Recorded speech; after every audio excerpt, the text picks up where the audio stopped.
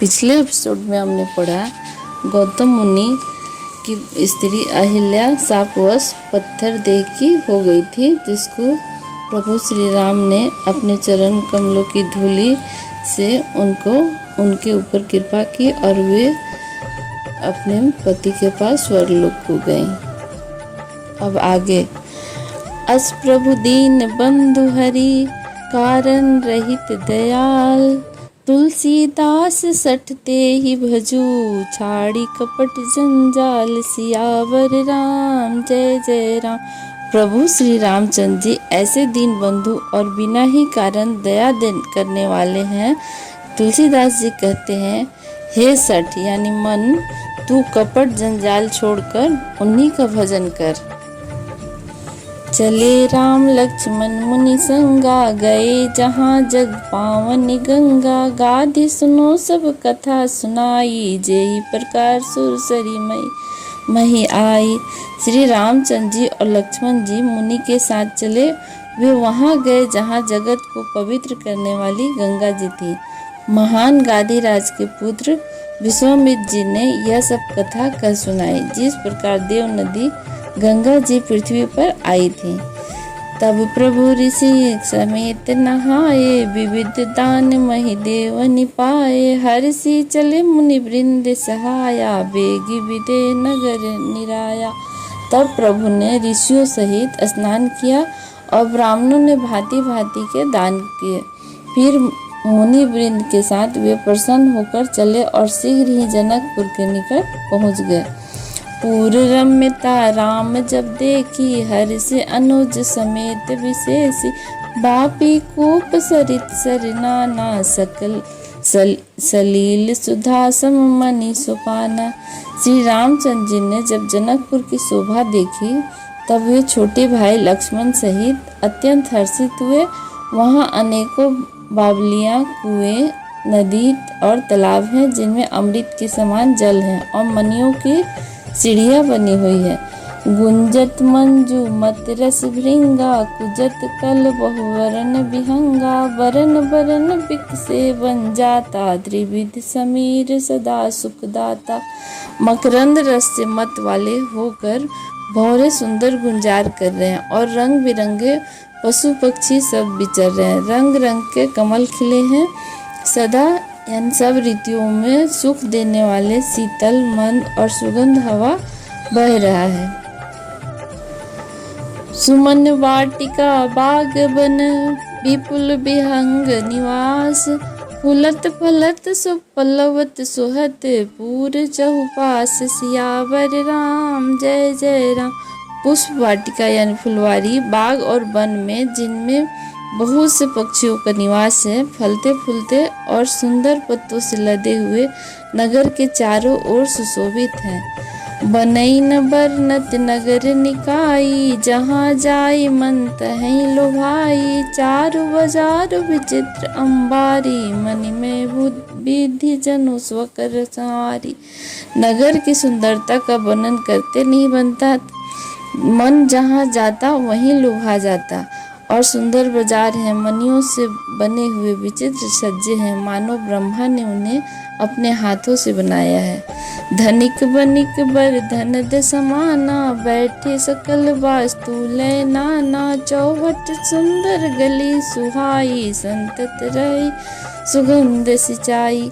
कुबेर के समान श्रेष्ठ धनी व्यापारी सब प्रकार की अनेक वस्तुएं लेकर बैठे हैं। सुंदर चौराहे और सुहावनियाँ गलियाँ सदा सुगंध से सिंची रहती हैं। मंगलमय मंदिर सब केरे, चित्रित जनु रतिनाथ चितेरे, पुर नर नारी सुभग सुचि संता, धर्मशील ज्ञानी गुणवंता। सबके घर मंगलमय हैं और उन पर चित्र कढ़े हुए हैं, जिन्हें मानो कामदेव रूपी चित्रकार ने अंकित किया है। नगर के सभी स्त्री पुरुष सुंदर पवित्र साधु स्वभाव वाले, धर्मात्मा, ज्ञानी और गुणवान हैं। अति अनुप जनक निवासु, बित कहीं विबुध विलोक विलासु, होत चकित चित कोट विलोकी, सकल भुवन शोभा जन रोकी। जहाँ जनक जी का अत्यंत अनुपम सुंदर निवास है, वहाँ के विलास और ऐश्वर्य को देखकर देवता भी स्तंभित हो जाते हैं। मनुष्यों की तो बात ही क्या, कोट यानी राजमहल के परकोटे को देखकर चित्त चकित हो जाता है। ऐसा मालूम होता है मानो उसने समस्त लोगों को शोभा को घेर रखा है। धवल धाम मणिपरट पट सुगठित नाना भांति, सिया निवास सुंदर सदन, शोभा किम कही जात, सियावर राम जय जय राम। उज्ज्वल महलों में अनेक प्रकार के सुंदर रीति से बने हुए मणि जड़ित सोने की जरी के पर्दे लगे हुए हैं। सीता जी के रहने के सुंदर महल की शोभा का वर्णन किया ही कैसे जा सकता है। सुभग द्वार सब पुलिस कपाटा, भूप भीर नट मागध भाटा, बनी विशाल बाजी गजशाला, है गए रथ संकुल सब काला। राजमहल के सब दरवाजे सुंदर हैं और जिनके ब्रज के मजबूत अथवा हीरो के चमकते हुए किवाड़ लगे हुए हैं। वहाँ राजाओं, नटों, मागधों और भाटों की भीड़ लगी रहती है। घोड़ों और हाथियों के लिए सुंदर बहुत बड़ी बड़ी घुड़चालें और गजसलाएं बनी हुई है, जो सब समय घोड़े, हाथी और रथों से भरी रहती है। सूर सचिव से नप बहु तेरे, नृप गृह सरिस सदन सब केरे, पूर बाहेर सर सरित समीपा, उतरे जह तह विपुल महीपा। बहुत से सूरवीर मंत्री और सेनापति हैं, सब उन सब के घर भी राजमहल सरीखे ही हैं। नगर के बाहर तालाब और नदी के निकट जहाँ तहाँ बहुत से राजा लोग उतरे हुए हैं। देखी अनूप एक और आई, सब सुपास सब भांति सुहाई, कौशिक कहे वो मोर मनु माना, यहाँ रहिए रघुवीर सुजाना। वहीं आमों का एक अनुपम बाग देखकर, जहाँ सब प्रकार के सुविधे थे और सब तरह से सुहावना था, विश्वामित्र जी ने कहा, हे सुजान रघुवीर, मेरा मन कहता है यहीं रहा जाए। भले ही नाथ कही कृपा निकेता, उतरे तह मुनि वृंद समेता, विश्वामित्र महामुनि आए, समाचार मिथिलापति पाए। कृपा के धाम श्री रामचंद्र जी बहुत अच्छा स्वामी कहकर वहीं मुनियों के समूह के साथ ठहर गए। मिथिलापति जनक जी जब यह समाचार पाया कि महामुनि विश्वामित्र आए हैं, संग सचिव सुचि भूरि, भट्ट भुसुर बर गुण ज्ञात, चले मिलन मुनि नाय कही, मुदित राव एहि भात, सियावर राम जय जय राम। तब उन्होंने पवित्र हृदय के मंत्री, बहुत से योद्धा और श्रेष्ठ ब्राह्मण गुरु यानी सतानंद जी और अपनी जाति के श्रेष्ठ लोगों को साथ लिया और इस प्रकार प्रसन्नता के साथ राजा मुनियों के स्वामी विश्वामित्र जी से मिलने गए। किन्ने प्रणाम चरणी धरि माथा, दिन आशीष मुदित मुनि नाथा, विप्र वृंद सब सादर वंदे, जानी भाग्य बड़े राव आनंदे। राजा ने मुनि के चरणों पर मस्तक रखकर प्रणाम किया। मुनियों के स्वामी विश्वामित्र जी ने प्रसन्न होकर आशीर्वाद दिया। फिर सारी ब्राह्मण मंडली को आदर सहित प्रणाम किया और अपना बड़ा भाग्य जानकर राजा आनंदित हुए। कुशल प्रसन्न कही बारे ही बारा, विश्वामित्र नृपहि बैठारा, ते ही अवसर आए दो भाई, गए रहते खन फुलवाई। बार बार कुशल प्रश्न करके विश्वामित्र जी ने राजा को बैठाया। उसी समय दोनों भाई आ पहुँचे जो फुलवाड़ी देखने गए थे। श्याम गौर मृदु वयस किशोरा, लोचन सुखद विश्वचित जोरा, उठे सकल जब रघुपति आए, विश्वामित्र निकट बैठाए। सुकुमार किशोर अवस्था वाले श्याम और गौर वर्ण के दोनों राजकुमार को नेत्रों को सुख देने वाले और सारे विश्व के चित्त को चुराने वाले हैं। जब रघुनाथ जी आए तब सभी उनके रूप और तेज से प्रभावित होकर उठकर खड़े हो गए। विश्वामित्र जी ने उनको अपने पास बैठा लिया। भय सब सुखी देखी दो भ्राता, बारी बिलोचन पुलकित गाता। मूर्ति मधुर मनोहर देखी, भयउ विदेहु विदेश विदेशी। दोनों भाइयों को देखकर सभी सुखी हुए और सबके नेत्रों में जल भर आया। आनंद और प्रेम के आंसू उमड़ पड़े और शरीर रोमांचित हो उठे। राम जी मधुर मनोहर मूर्ति को देखकर विधेय यानी जनक विशेष रूप से विदेह देख की शुद्ध बुद्ध से रहित हो गए। प्रेम मगन मनु जानि नृपु, करी विवेक धरि धीर। बोले मुनि पद नाई, सिरु गद गद गिरा गंभीर। सियावर राम जय जय राम। मन को प्रेम में मग्न जानकर राजा ने विवेक का आश्रय लिया और धीरज धारण किया और मुनि के चरणों में सिर नवाकर गदगद प्रेम भरी गंभीर वाणी से कहा। कहु नाथ सुंदर दो बालक, मुनि कुल तिलक के नृप कुल पालक।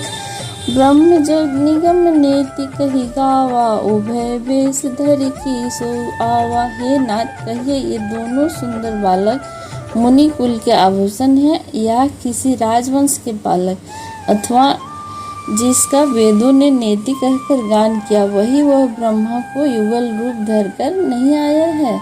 सहज विराग रूप मनु मोरा, थकित होत जिमि चंद चकोरा। ताते प्रभु पूछे सति भाव, कहु नाथ जन करहु दुराव।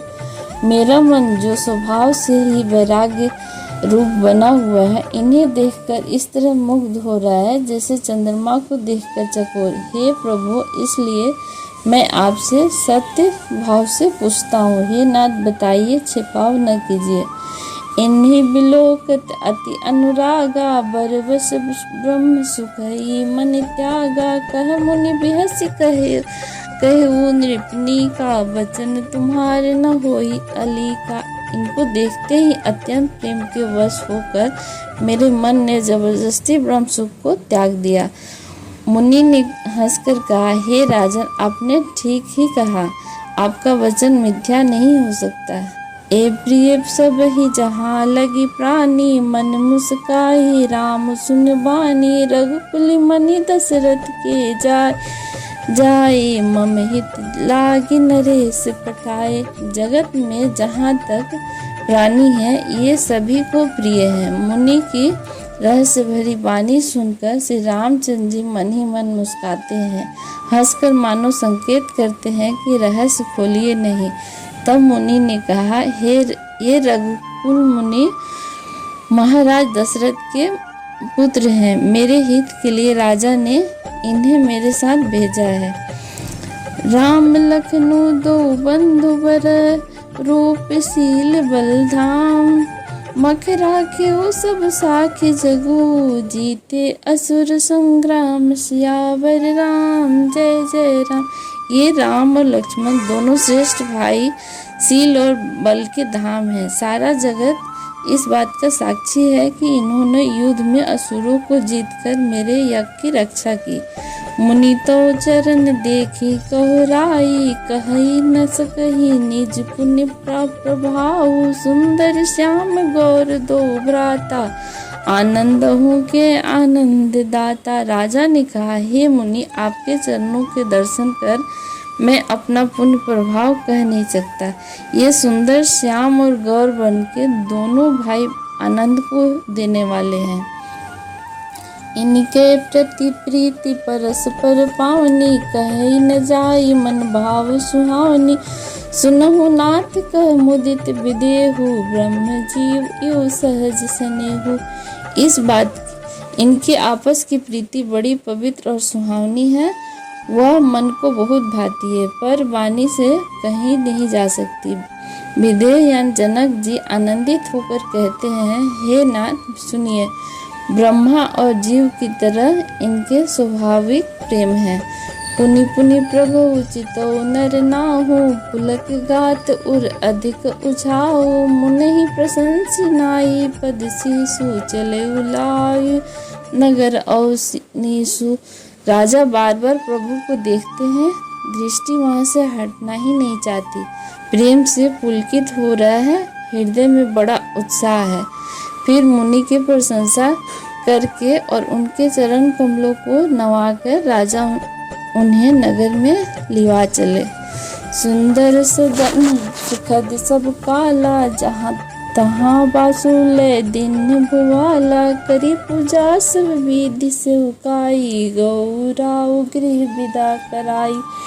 एक सुंदर महल जो सब समय सभी ऋतुओं में सुखदायक था, वहाँ राजा ने उन्हें ले जाकर ठहराया। तदंतर सब प्रकार से पूजा और सेवा करके राजा विदा मांगकर अपने घर चले गए। ऋषय संग रघुवंश मणि, करी भोजन विश्राम, बैठे प्रभु भ्राता सहित, दिवस रहा भरि सभा, जामु सियावर राम जय जय राम।